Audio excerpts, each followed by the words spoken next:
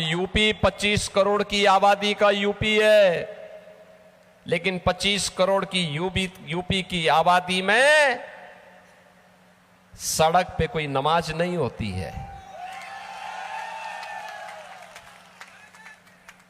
हर जनजाति समुदाय के व्यक्ति को आवास मिल गया है, जमीन का पट्टा मिल गया है, उसके पास अपना आवास है, अपनी जमीन है,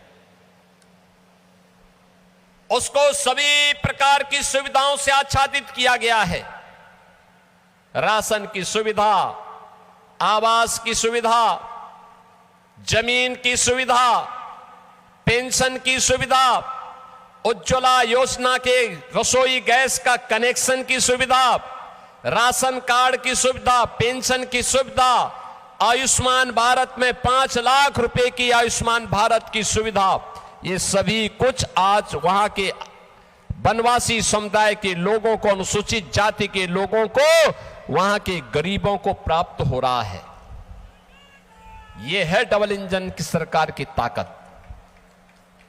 कोई भेदभाव नहीं, न जाति, न पंथ, न संप्रदाय, न क्षेत्र, न भाषा, सबका साथ और सबके विकास का मॉडल देखना हो तो उत्तर प्रदेश के अंदर आप आइए, डबल इंजन सरकार के कार्यों को देखिए। और मैं इसीलिए आप सबसे कहने के लिए आया हूं, ये जो दंगाई हैं, ये जो गौ कसी करने वाले हैं, वनवासियों की और जनजातियों की संपत्ति को हड़पने वाले हैं, अनुसूचित जाति पर अत्याचार करने वाले टीएमसी के गुंडे हैं, इनका उपचार केवल डबल इंजन की भाजपा सरकार हो सकती है, डबल इंजन की भाजपा सरकार। और बहनों और भाइयों, डबल इंजन की इस भाजपा सरकार करने के लिए आज आपका आह्वान करने के लिए मैं आपके बीच आया हूं। मैं अक्सर इस बात को देख रहा हूं, हम लोग आपको इस बारे में कह सकते हैं कि बहनों और भाइयों, हम सबको इस बारे में देखना होगा। ये टीएमसी तुष्टीकरण के नाते गौ हत्या को रोक नहीं सकती, तस्करी को रोक नहीं सकती, माफिया पे लगाम नहीं कस सकती, ये सुरक्षा के साथ खिलवाड़ कर रही है। आपने देखा होगा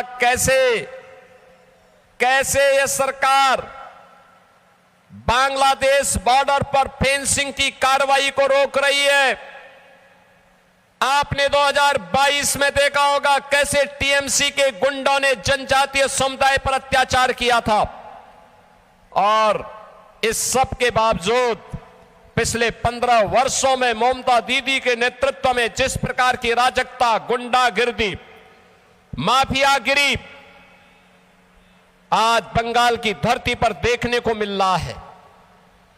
ममता दीदी कहती है कि अब खेला हो भी, और मैं तो उनसे कहना चाहता हूं 15 साल बहुत हुए, अब खेला बंद होगा और विकास शुरू होगा।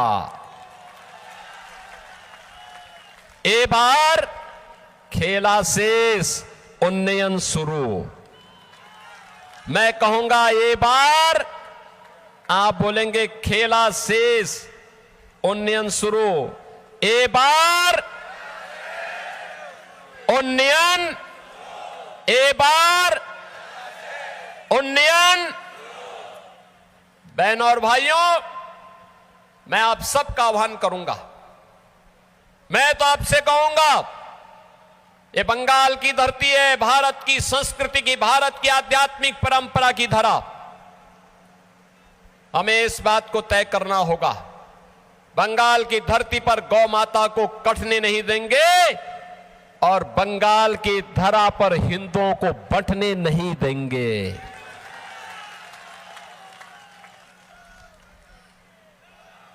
एक भारत श्रेष्ठ भारत का उदाहरण प्रस्तुत करेंगे।